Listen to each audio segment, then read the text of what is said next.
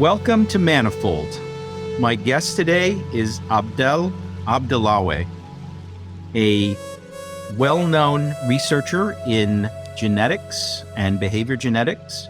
He is a professor at the University of Amsterdam.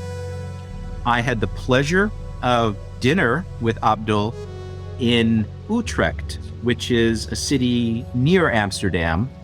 I was in Holland for the first time actually in my life last summer to give two talks, one both in physics, one at Utrecht and one at University of Amsterdam. And Abdel was kind enough to come over to Utrecht because of the way the schedules worked out. He had to come to Utrecht.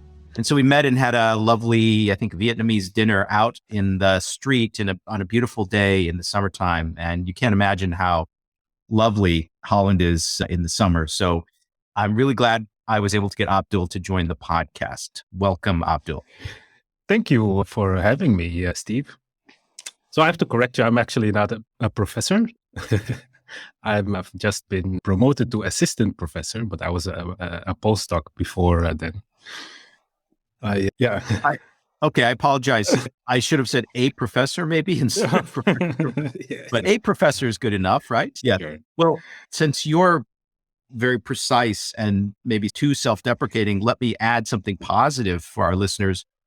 Your work has been cited thousands of times. And the reason I reached out to you was because I had read many of your papers and I knew I was going to be in the area of Amsterdam last summer. So I wanted to meet with you in person if possible. So assistant or full professor, whichever it is, you're very accomplished in your field.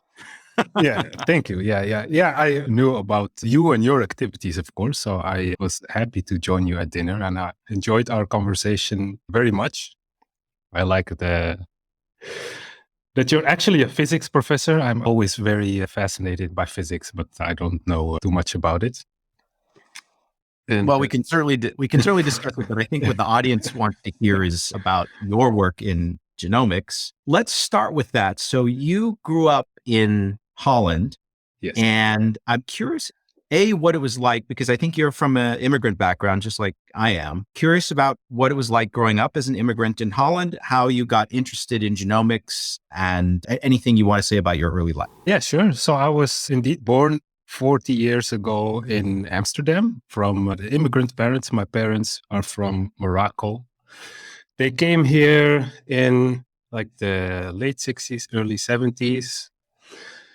They come from a rural area in Morocco. They didn't have much education and much opportunities there. So they came to work here. They had a pretty rough life. My dad started working in the mines in France and then in the factories, an iron factory in the Netherlands. And my mom was just a stay-at-home mom who did not speak the language and who just gave all her energy and love to the kids. So we made sure that we had everything we needed. So I actually had a pretty good childhood. I grew up in a neighborhood that was also full of migrants and locals. And it was like, when I look back at it now, like there were a lot of drug dealers on the corners. But when I was a kid, I wasn't aware of all of that. And I just remember a lot of joyfulness and playing, and I had everything I needed. Yeah, so that's how I remember my childhood. And it was also in a time where there was a lot of investment in those kinds of neighborhoods. So we had like a lot of facilities for kids to play. We had something called a buurthuis in Dutch. That the literal translation is neighborhood house, where a lot of kids from the neighborhood could come and play video games or participate in sporting tournaments. They organized trips. So I felt like I got taken care of pretty well. So when I finished high school, I went to study informatics at the university here, Amsterdam Free University, because I didn't really know what I wanted to do with my life, but I knew that there was a lot of job opportunities there and I was pretty good at working with computers. But then after 2 years, I realized that I found it like I could do it, but it was just a little too boring for me to learn so many details, so many thick books about how computer worked. So I decided to change the topics and studied psychology. I was more interested in humans and also a bit searching of who I was and what was going on in my social environment. So I thought I would enjoy psychology, and I also found it kind of exciting choosing something without really knowing what I would end up doing with it later. So just following my interest. So that was very exciting to me, changed a lot about how I looked at the world. I was raised quite religiously. For example, I believed in a soul and in heaven and hell. And then during that education, I got in touch with things like philosophy and how scientific, the history of scientific research and critical thinking. So I made a big shift in the way I looked at the world, and I had to sort of learn how to create a new worldview for myself and using science at the center of that. There was one specific course called biological psychology, which was just about the brain. And that made me realize that everything really is happening in that organ in our head. So I chose to specialize in a neuroscience master. And within that master's, there was a genetics course. And that course got me fascinated with our DNA. I realized that molecule contained the answers of where we came from and why we are the way we are today. So I started working at the department that gave that course. Before I finished my master's, I was already working there and helping them contact and locate twins all over the countries. They did a lot of twin studies, which is how the department started to do their genetics research since the 80s. And then when I finished my master's degree, I was so embedded in that department that they offered me a PhD position. And my PhD was on a combination of behavioral genetics and population genetics.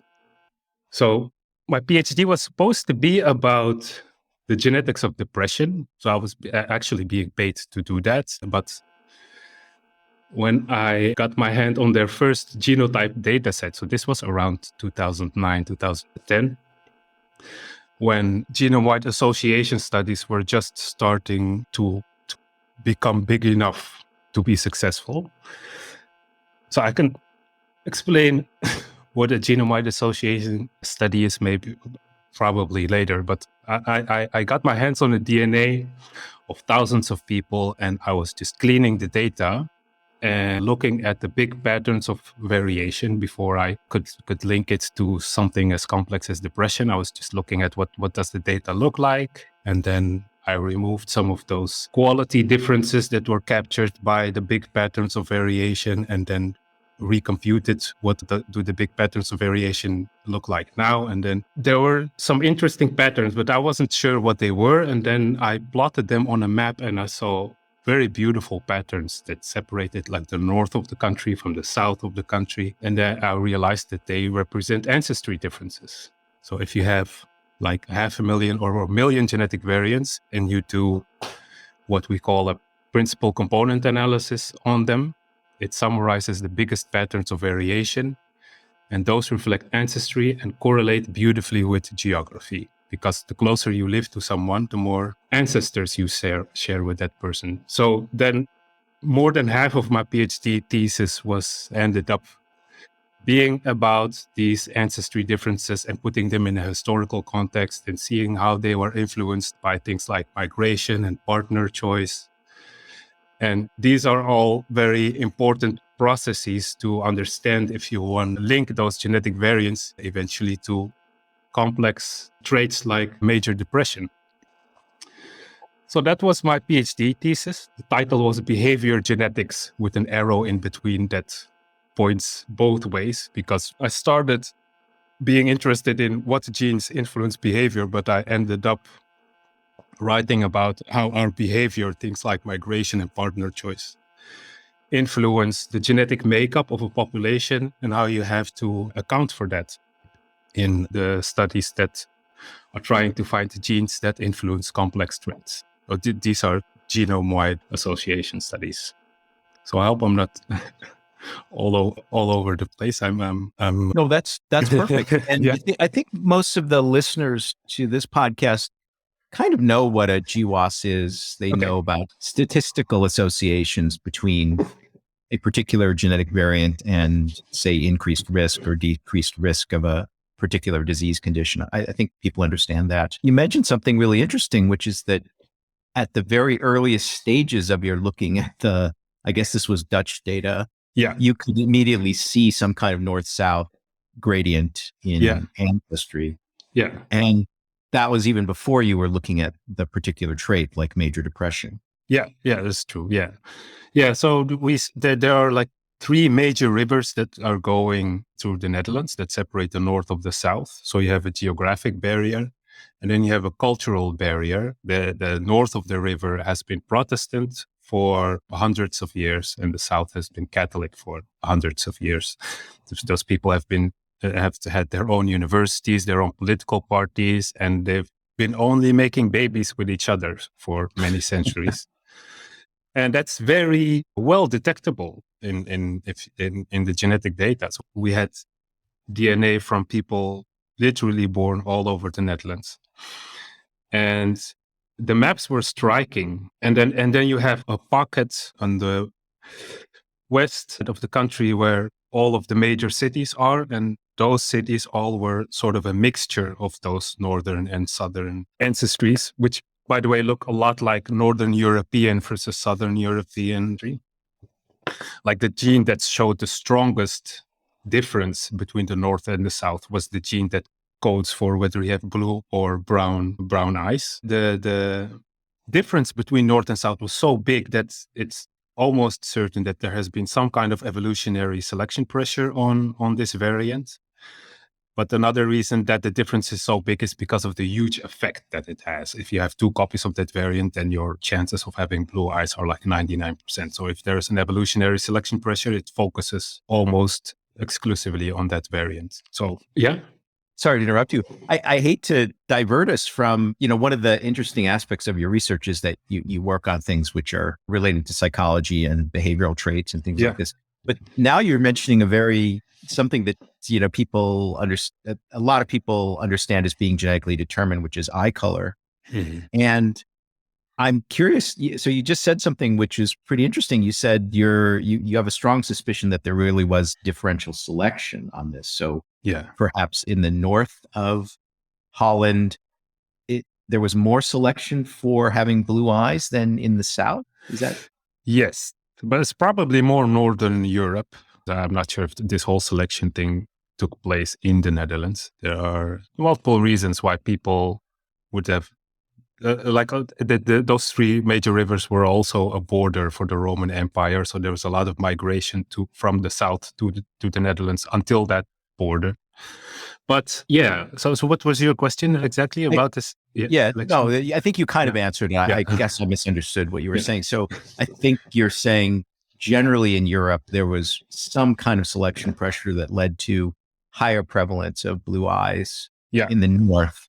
Yes. And the reason it's reflected in Holland particularly maybe has more to do with migration from the south of Europe, up to the river boundary, and then from the north of Europe down to the river boundary. I think so. Yeah. It's quite interesting. Let me not digress too much on eye color, because I think the most interesting part of your work has to do with some of the phenotypes that you've studied. And let me just list them for the audience. So you've studied things like major depression, suicide attempt, psychiatric disorders like schizophrenia, major depressive disorder, and bipolar disorder. And you've also studied educational attainment. Yeah.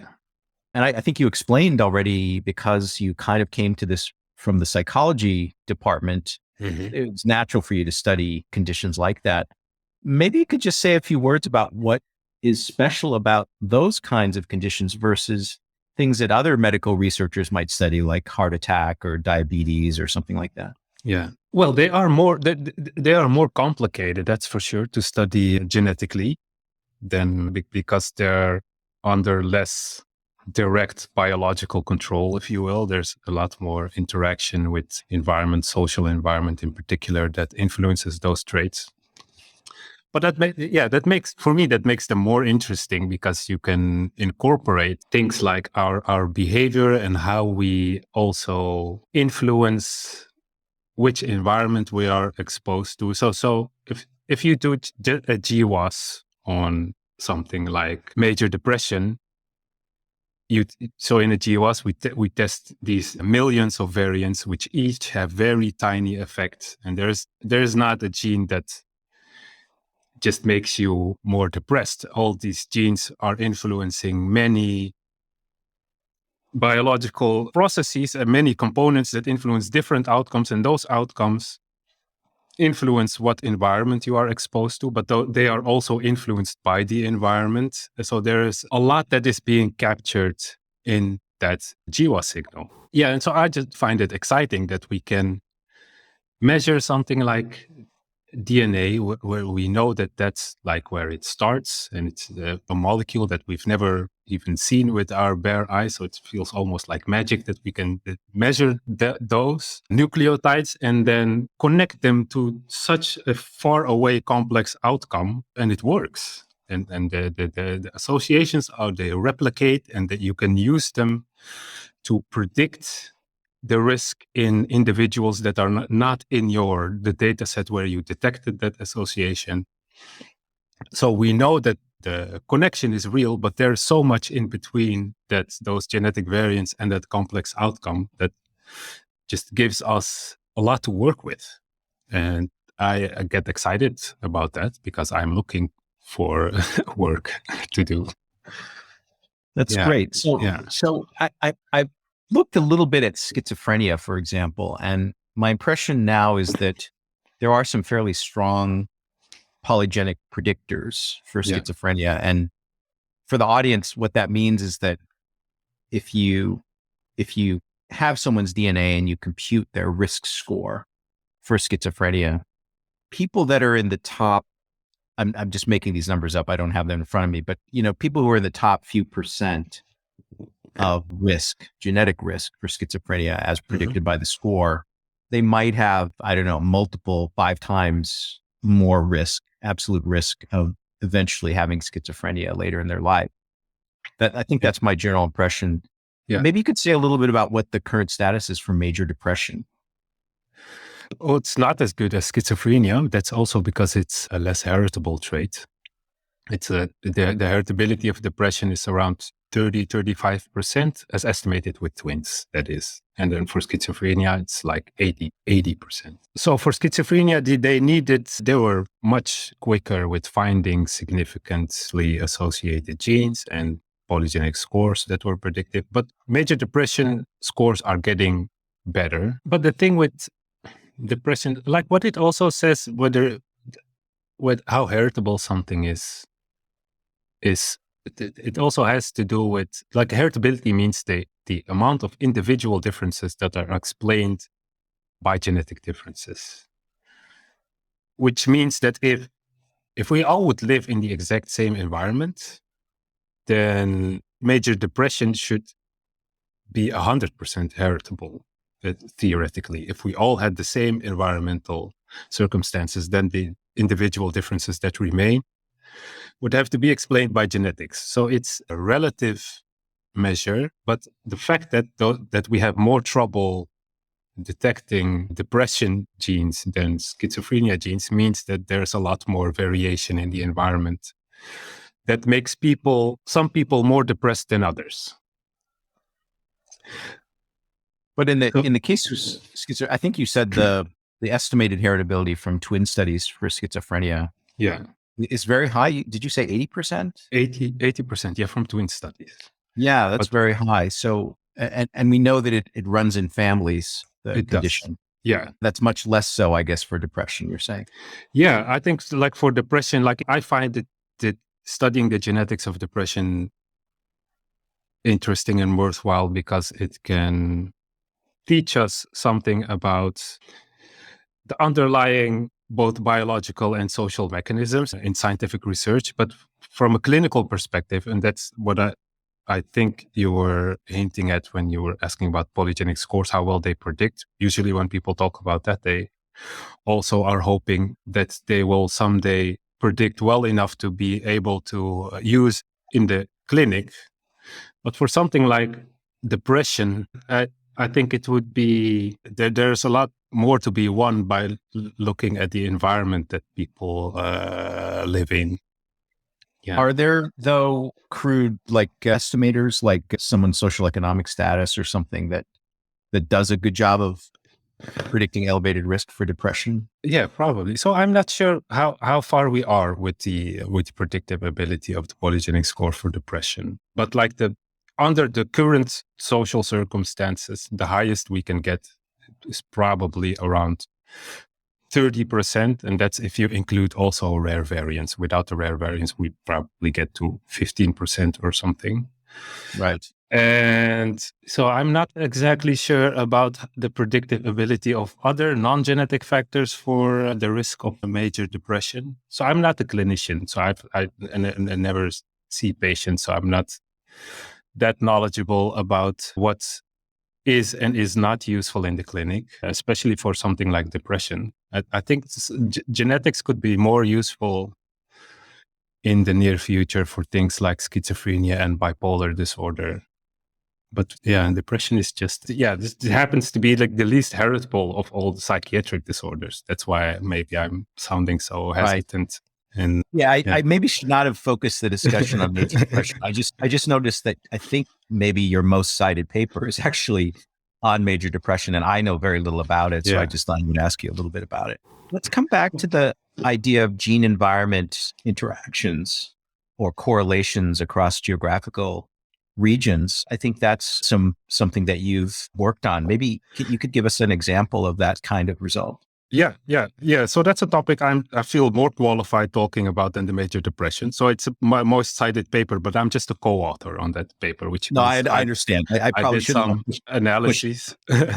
Yeah, I probably should not have pushed in that direction, but I just didn't know much about it myself, so I was curious. But the stuff with the gene environment correlation and the geography, so those are the studies that I've actually led and did entirely and wrote, not did entirely, but that I led. And a lot of that also came about by combining genetic data with geography, like I did in the Netherlands. So in the Netherlands, I looked at the relationship between those patterns that reflect ancestry differences and geography. But then around 2018, UK Biobank was released, which is 500,000 individuals genotyped that were born all over Great Britain, which has been hugely helpful for genetics, for a lot of other subfields of biology probably, but especially for genetics, it has been crucial in the progress that we have been able to make. If there was, it's too bad that they don't give Nobel Prizes for institutes, because the UK Biobank, the impact that had on genetics research was incredible. It gave me the opportunity to combine geography not just with those ancestry differences, which are the biggest patterns. So for those effects, I had enough at analyzing the 6,000-7,000 Dutch individuals that I have. But the UK Biobank allowed me to look at these polygenic scores and plot those on a map and look at the geographic distribution of those. So that's an article that came out in 2019. I made a polygenic scores for more than 30 traits. So we have had more than 30 GWASs for physical and mental health outcomes, things like personality, height, BMI. And so these were all GWASs that did not include UK Biobank. So you have the genetic effect estimates from those GWASs, and you use those to build a polygenic score in the UK Biobank that is predictive for more than these 30 traits. We know where these people in UK Biobank were born. We know where they live now.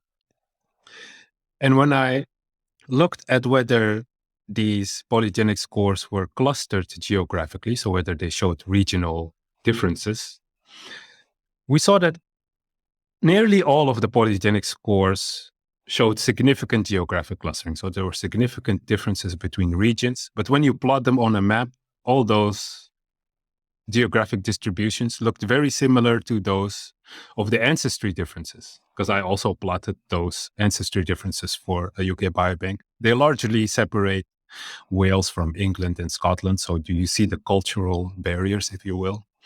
But then when we controlled for those ancestry differences, we saw that the geographic clustering dropped for almost all of the traits except for educational attainment. So the polygenic score that predicted how long you went to school, those showed very significant regional differences. And when you plot those on a map, then those distributions look exactly the same as the distribution of socioeconomic status. So of how well a neighborhood is doing economically. And you could the biggest, most clearest patterns were the coal mining regions of Great Britain versus the rest of the country. So in the coal mining regions, coal mining industry collapsed in the last century between the 30s and the 80s, and then the joblessness increased and a lot of economic struggles, and those became the poorest neighborhoods of the country. And that was visible when you looked at the distribution of this polygenic score for educational attainment. And what we also saw was that it was probably driven by migration, at least increasing by migration, because the people that were born in the coal mining regions and migrated away, those had a higher polygenic score for educational attainment than the entire country on average. So there was sort of a brain drain going on, but on a genetic level. And you saw those differences increase throughout the last century.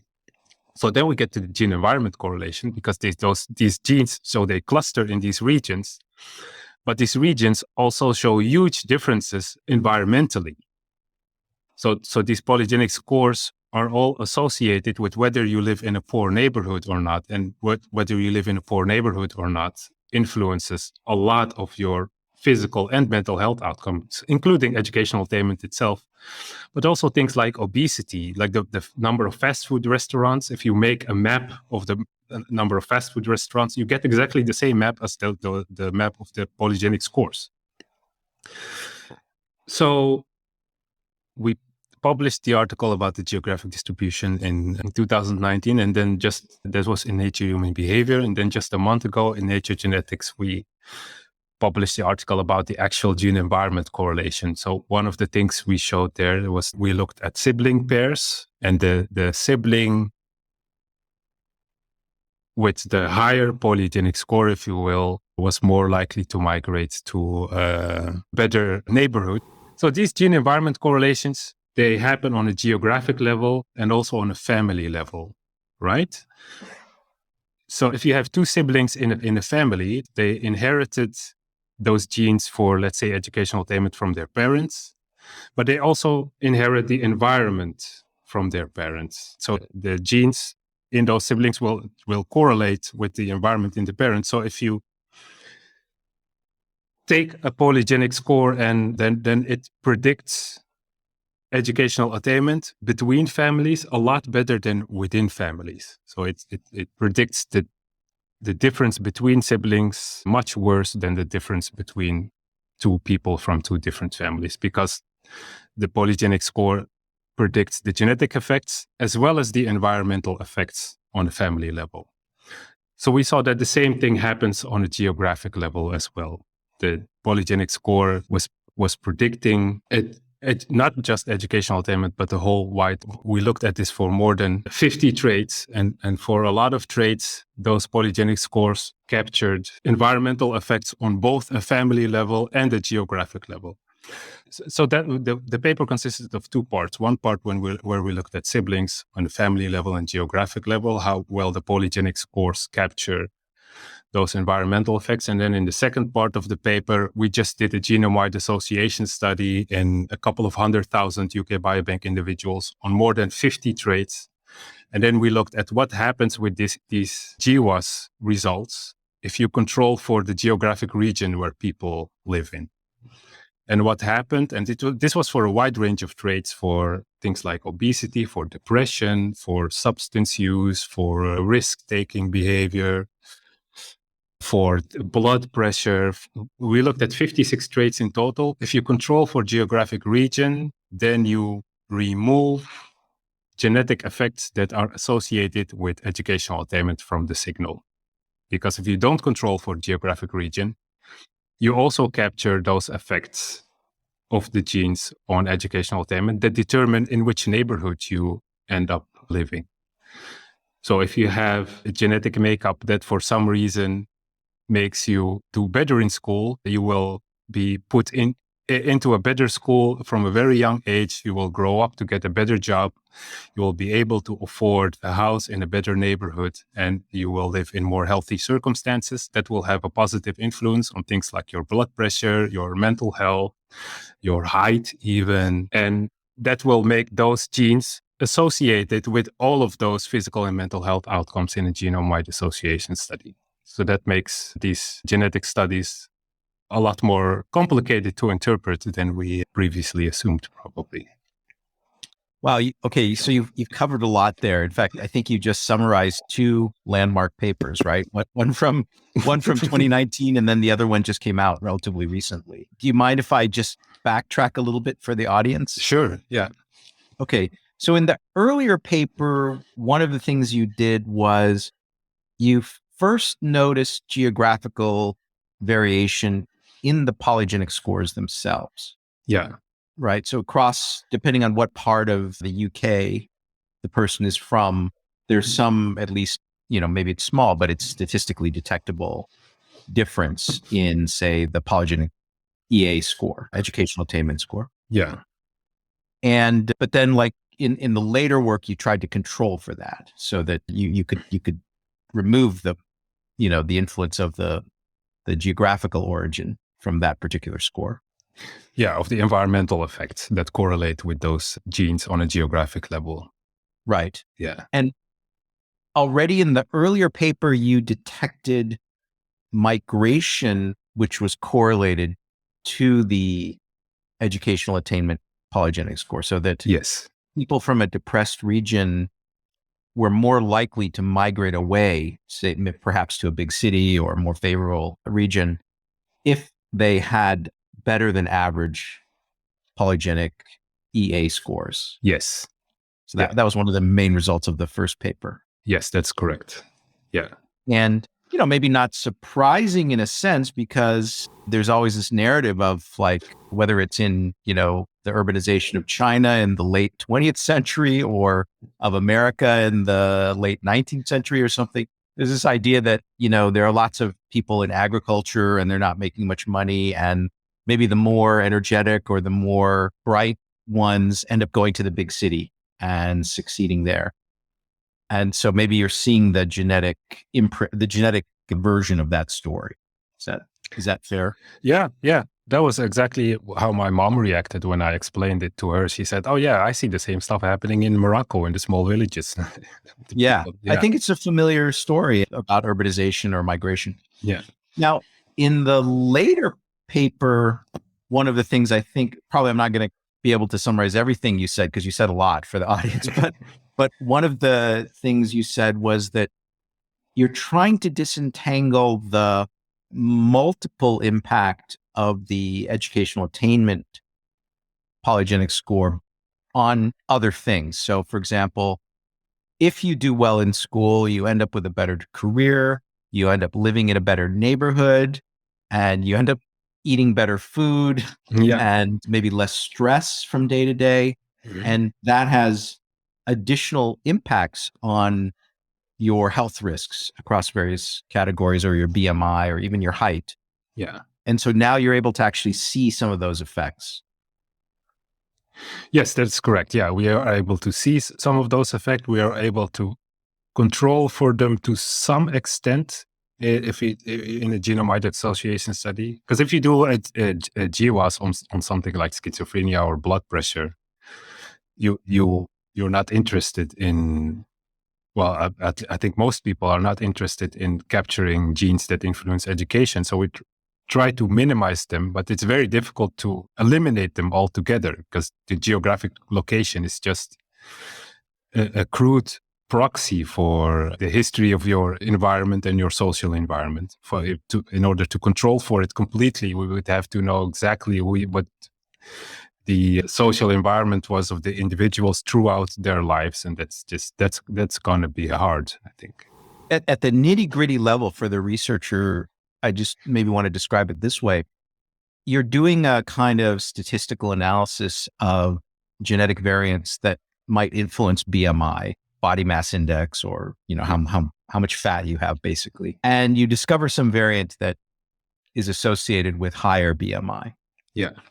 And the effect you're pointing out is that, well, this particular genetic variant might not be directly affecting the metabolism of fat deposition, or that regulates your hunger instincts, feelings, or whatever. Yeah. It might actually be some variant that's affecting your ability to do well in school. Yeah.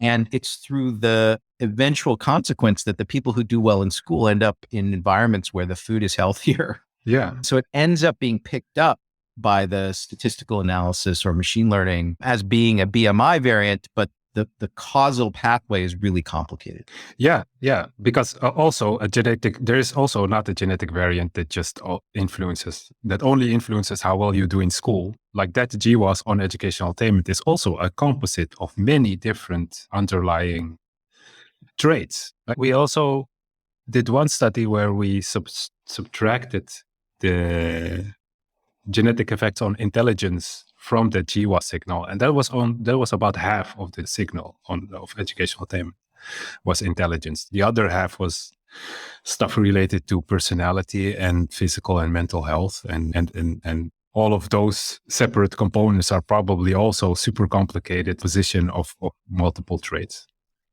So yeah. Right. So just to repeat what you just said for the audience. Educational attainment, which is based on a phenotype of really just how many years of schooling were you able to complete in your life. I think most people would find it plausible that, okay, if there's something that's affecting how well your brain functions, which we might call intelligence or something, that would certainly have an impact on years of education, because if you're good at school, you're likely to get more school. Yeah. But then there were other things like, well, how healthy are you? If you're not healthy, maybe you can't sustain, you can't survive through your college program and you drop out. Mm-hmm. Or if you're not conscientious or ambitious for learning or something, which is not directly just intelligence, but some suitability for schooling, that could also be another genetic factor, which is independent from intelligence. Yeah, exactly. Yeah. Yeah. So, and you're actually in the process of kind of teasing those things apart. Yes, that's what we're trying to do. Yeah. The step by step, we're starting to realize how complicated these signals are, and that's what my research is probably going to be focused on in the coming years, and what probably the whole field should be focusing on is trying to disentangle all these different components that make up the GWAS signal. So that's one thing we should do. The other thing is we should keep increasing the GWAS sample sizes, because the bigger they get, the better the genetic effect estimates are. So the better we can then distinguish between all these different components. And we should also start expanding data collection to other populations that live in different social and environmental circumstances, because the effects that we are capturing now are almost all from countries where people live with a European ancestry, Western countries, most of them probably from Great Britain, from UK Biobank. On that last point, I don't know if you saw the poster that my group presented at ASHG, the American Society for Human Genetics, which just happened. I guess it was last week. I wasn't there, but I wasn't there either. Yeah. A guy from our group went and presented this poster, and it was based on our collaboration with the Taiwan Precision Medicine Initiative. Mm-hmm. And they now have genotyped 500,000 Oh, wow. people in Taiwan. And so we presented some of the preliminary results. Well, that included, sorry, go ahead. I was just going to ask, will that be publicly available, the data, for other scientists like UK Biobank? Yeah, unfortunately, it's not going to be as open as UK Biobank. The Taiwanese government is very sensitive about letting the data out. And so really the people working primarily with the data, directly with the data, are all physically in Taiwan. Okay. And my group is collaborating with them remotely, but we don't have direct access at the moment to the genomes. But the results are quite promising in that, I think it's for the first time. For a number of conditions, we have predictors which are as strong for predicting disease risks in Taiwanese or ethnically Chinese people as the corresponding European trained predictors for Europeans. Oh, nice. So yeah. So I think it's going to happen, and they're scheduled to get into the millions. Oh, great. They're actually recruiting through the healthcare system. They have the electronic medical records. So Eastern countries are doing really well at catching up with the data, maybe even surpassing at some point. And this reminds me of a Chinese study on major depression. So they did the GWAS in China, and the genetic effects on depression that they saw there correlated genetically only about 0.4 with the European one.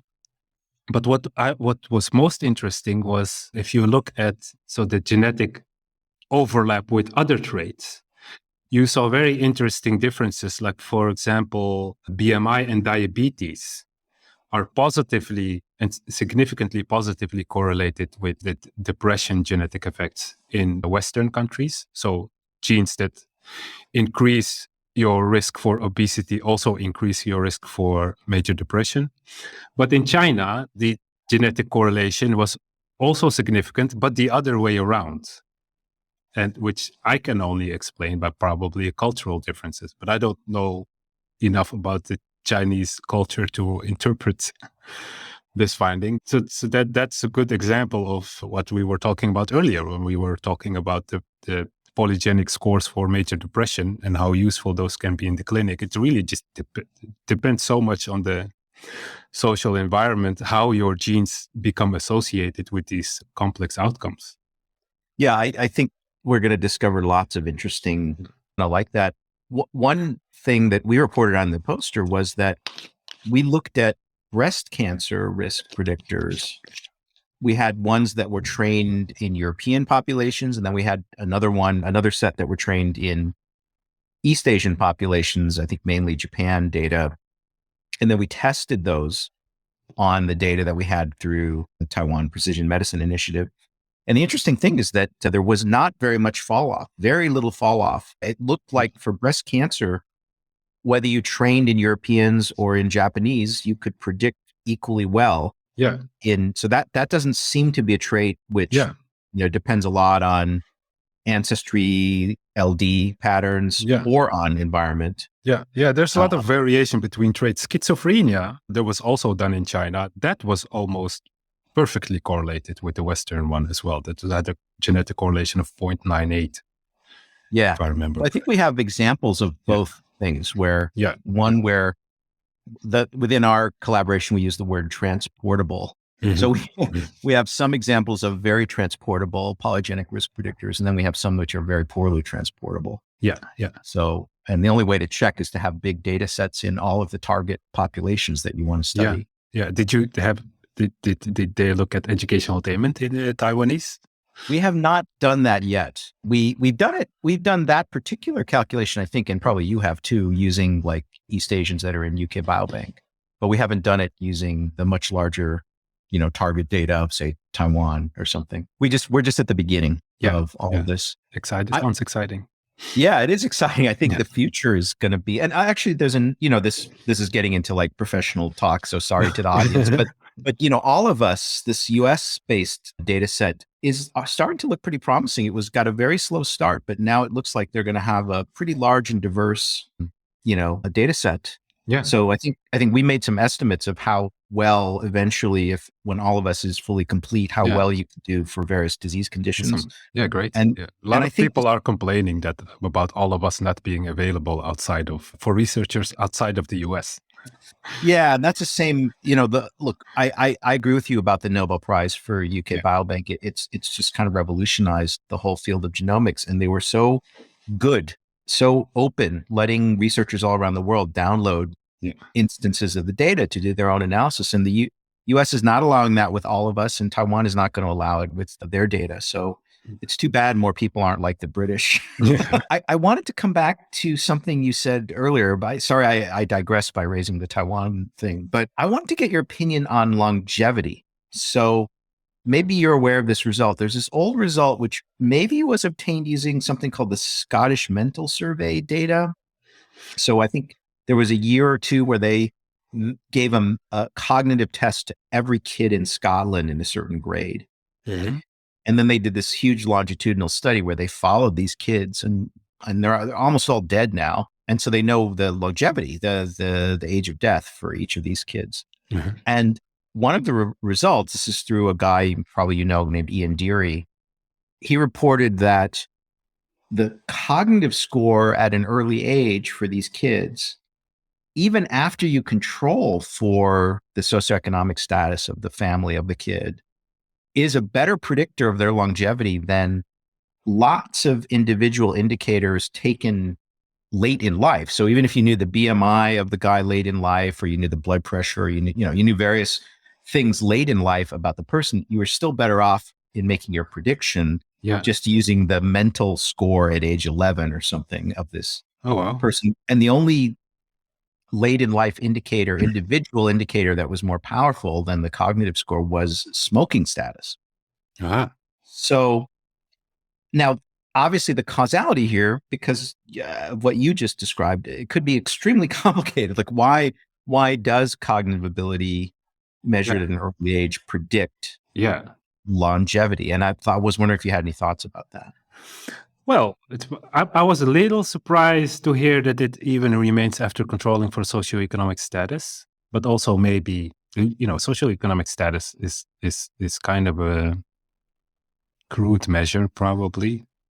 I just want to clarify, they weren't controlling for the socioeconomic status of the individual late in life. I think they were controlling for the family that they were born into. Which is different, because I think you're about to say, the high cognitive kids ended up wealthy and living in good neighborhoods with good food, and they understood how to exercise. That's part of it. Part of it is being able to get yourself in a position where your life is easier and more healthy.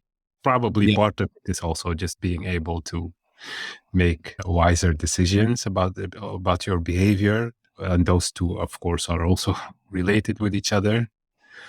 So, I am not super surprised that those are related to each other. That's such a good predictor. But my guess would be it was a combination of just individual level decision making. So, should I eat this healthy meal today or go to the fast food restaurant? But I think also a part of it is just being able to influence where you live, like the neighborhood that you live, the place that you work at, the people that you are surrounded with. That's all strongly influenced by how well your brain works. I am not too surprised by that connection. Yeah. So just to emphasize again that the SES correction is, I believe, not the SES of the individual late in life, but just of the family that they were born into. Yeah, because that of course also correlates. The if you are born with higher cognitive abilities, chances are that your parents also have them, and they have used theirs to provide a better environment for you. So I assume that they try to control for that. Yep. But I think that, and all of the effects of, if you're above average in your mental capabilities, and therefore you're able to get to a point later in life where things are comfortable and just better for you overall, then it's not surprising that increases your longevity. The other part, though, which some people have hypothesized, is that there's also just at the core biological level, within the biological systems in your body, there's some correlation between having good health and having your brain develop well. Yeah. So disentangling those two effects, I think, are really important, because I think it's just currently unknown whether, soundness of mind and soundness of body, how correlated are those two things, right? So that particular causal pathway, I think if one were able to make the detailed corrections that you could make on the data, you could try to see if there's still this residual, which correlates, soundness of brain development with soundness of, your health organs and things like this. Yeah. That's sort of your general genetic or physical health. Yeah, that would Yeah. be very interesting to tease out further. Yeah. Yep. Well, that's, I think, the bright future for this subject. I think all these interesting questions are going to be addressed eventually when we have enough data. Yeah, I hope so. Yeah, yes. I hope the data collection keeps expanding at the rate that it is. So now the Eastern countries are doing really well. I think there's a lot of genetic variation to be won in Africa still, the most genetic variation. And just having a lot of genetic variation measured in many different environmental and social circumstances will definitely, I think, teach us more about how our genetic makeup interacts with the different environments that we build. And then hopefully that will help us in the future to probably build societies that are more fit for genetic variation in the population. Yeah, you could imagine a country which is very progressive or even socialistic. In those countries, maybe having a higher EA polygenic score doesn't help you as much in longevity because even poor people get good nutrition and are well cared for. As opposed to in America or something. So that all of that will be extremely interesting. Like if FinGen, the Finnish biobank, if FinGen finds very different numbers for, that causal pathway, right? If you're below average in EA, what's the impact on your longevity or something? If they found a very different result, there would be a very strong argument for progressive social policies that Nordic countries have. Things like that are super interesting. Yeah, I would be interested in that too. Yeah, because I was only able to look at Great Britain because they are the only ones with a big enough and public data set. But that's like the most unequal country in Northern Europe. I think like the 5 or 10 forest regions from Northern Europe are from Great Britain, and the richest is as well. That's in London. Yeah, you should reach out to FinGen and see if they'll collaborate with you on exactly the same analysis and see what you found. Yeah, I wanted to ask you about something that recently happened. This is related to data access, and a guy called James Lee, who I think might be a collaborator of both of ours. I think both you and I have co-authored papers with James Lee. Yeah, I met him this year. He's a very nice guy. Yeah, he's a professor at the University of Minnesota, and in fact, I think I've interviewed him on this podcast before. I heard that episode. Yeah. Good. So he told me the following story, which is that, and he's written a kind of editorial about this, which is that the National Institutes of Health, which is the U.S. funder of biomedical research, has cut off certain groups of researchers from access to some of their data. And in particular, I believe it's researchers who study educational attainment. I think not completely limited to that. Actually, I think Stuart Ritchie, whom you may know, who's a British researcher, also was denied. I think he had an application which was denied. And he was looking at cognitive ability over time. His interest is in cognitive decline with aging. Yeah. And I guess NIH in the current kind of sensitive environment doesn't want to encourage research on some of these, you could call them psychological or behavioral traits. Yeah. And has said that the reason given, I think both to Stuart Ritchie and to James Lee or James Lee's collaborators who had applied for this access, that the results of their research was potentially, quote, stigmatizing, and therefore they had been denied access to the data. And I think you might actually be impacted by this because you're part of SSGAC, which is the big collaboration that studies EA. Just thought I'd get your reaction to this. Yeah, that's not a positive development at all, especially from such a big initiative like NIH, who's, our goal as scientists is supposed to be to paint a picture of the world that's as accurately as possible, that reflects reality. And we know the studies that I described, the studies that you described, that things like intelligence and cognitive ability have a huge impact on people's lives, on our society, on people's health. So just ignoring that big part of variation, because I'm not even sure why because this is something that's development that is more pronounced in the US, I think, than in Europe, where intelligence research has kind of a bad name. So I could try and guess why. So I like in intelligence is yeah, I guess it's because maybe we put so much value in intelligence in our current society that focusing on the heritability of intelligence maybe they're afraid that it might lead to the conclusion that some people are just born less valuable than others. I think that's what they mean maybe with stigmatizing, which is it's a property of our society. We reward people that are intelligent. We give them better rewards. That's what my whole study is basically about. Just ignoring the fact that genetics plays a role in that I don't think that's a positive development. We're supposed to try and understand how our society and how human differences work on every level, and the genetics is just an important big part of it. And I'm frankly, it's very surprised at this. So did they give any elaboration for NIH? Like, do they not believe that genes are important for intelligence, or they just don't want to look at it? It's funny because the institute that controls this data, this is specifically something called dbGaP that I know you're familiar with. The institute is NHGRI, so it's the genomics institute. NIH is organized into individual institutes, and those institutes tend to focus on certain subsets of diseases.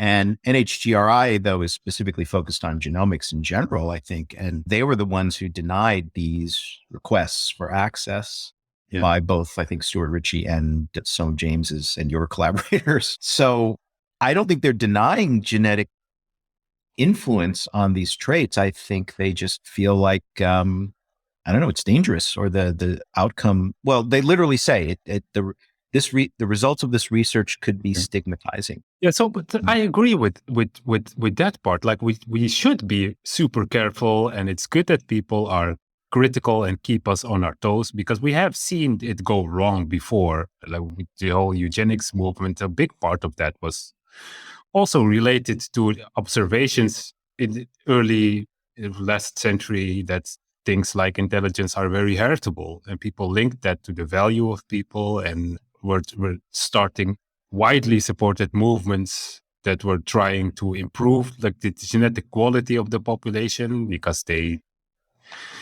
but I hope that we can learn from that history and stay vigilant. But the solution is not just stop this research altogether and try to ignore genetic influences. I think that's a bad idea.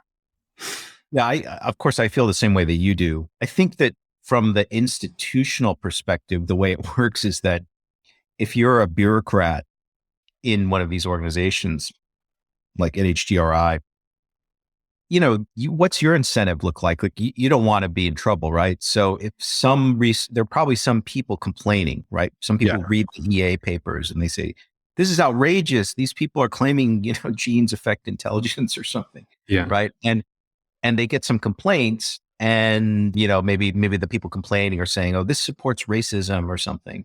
Yeah. And then the bureaucrat can just say, okay, let's be really careful. Let's stop these. I don't like this EA research. Let's stop it. Yeah. But then I think what has to happen then is scientists who don't believe that's the right policy, which is what James is doing. They need to speak out and say, this is not the right way for NIH to handle it. And then gradually those bureaucrats will probably reverse their position on this. I think that's what may happen. Probably you'll be asked to sign some petition. I think SSGAC has a huge number of collaborators across many universities, and probably at some point you'll see a petition. Yeah, I would sign that. Yeah, me as well. So I think that's the one slight cloud on the horizon, but I think it's in a way kind of minor compared to the fact that, things like the Taiwan Biobank have come online, and FinGen, and as I was saying to you earlier, even within NIH, their All of Us data set is very diverse. They succeeded in getting a very diverse representation of the participants. and it's finally big enough to really make meaningful impact. So I think the overall picture is quite positive. Yeah. Yeah, I agree. I also have a good feeling about the future of genetics, also because like the past 15 years or so since GWASs have reached sample sizes to detect these reliable associations. Things have moved so fast for so many different fields. For the medicine, the physical health outcomes have developed so rapidly. And there was like so many insights from COVID-19, for example, within just 2 or 3 years. They have discovered so much through just those genetic associations, and you can see how fast things can go when you let yourself be guided by genetics. And this, I don't think that this revolution can be stopped anytime soon. I also No, I don't think it can. At the risk of telling you stuff you already know, but my audience would be interested in it, I could tell you a little bit about what's happening with breast cancer. So everybody is familiar with these BRCA variants that have been known for, many decades. Those are specific rare variants that predispose women to breast cancer. But they only are present in typically 1 per 1,000 or a few per 1,000 women. So it's pretty rare in the general population, but they have a pretty devastating impact. They make you much more likely to have breast cancer. And genetic screening for BRCA is already very common. So adult women would be screened potentially for BRCA. And if they are a carrier, then they would get early mammograms or early treatment to detect breast cancer as early as possible. Yeah. But now the polygenic breast cancer predictors that I mentioned to you just a little while ago, those now are pretty strong. They've been developed, as I said, they've been developed and validated both in European and now East Asian populations. There are many, many more women who are high risk for breast cancer due to the polygenic effects than due to BRCA. So it's a much larger addressable population. And already the company Myriad, which you may recall, Myriad had the patent on BRCA. They were allowed by the US to patent a gene. They patented the BRCA gene. Now that's since been overruled by the Supreme Court, but that company they're the number one supplier of breast cancer risk testing, originally based on BRCA, but now they have rolled out a polygenic version. Their testing incorporates polygenic effects as well now. Yeah. That's becoming widespread, and it'll have real clinical impact. Yeah. And one of the interesting things about this Taiwan project is because it's based in the medical system, they're going to try to roll out clinical applications of these polygenic predictors, sooner rather than later. So I think that's the next dramatic step that we're going to see. Yeah. It sounds good. That will save literally millions of lives, probably. Yeah, absolutely. I mean, it's an order of magnitude more women who are as high risk as BRCA carriers, but for polygenic reasons. Right. And so that set of women are walking around without knowing they're high risk, but now we can identify them pretty easily. Yeah. Great. Yeah. So we're well over an hour. I don't want to take too much of your time. Do you want to make any final comments before we conclude our conversation? Yeah, I think we've covered a lot. You mentioned rare variants for the breast cancer. Rare variants are also still a big unexplored area for a lot of complex traits. I think there's like 79% of all variants that vary in a population only have a frequency of less than 1%, or less than so there's a lot of individual differences that can still be explained by rare variants. So that's another venue for the future where there's still lies a lot of possibilities. So I share your excitement about the future of genetics, and I enjoyed talking to you about it. Great. Well, after a little while, I'll probably try to have you back on, and you can tell us about some more exciting results. Sure. Yeah. All right. Thank you very much, Abdul. Thank you, Steve.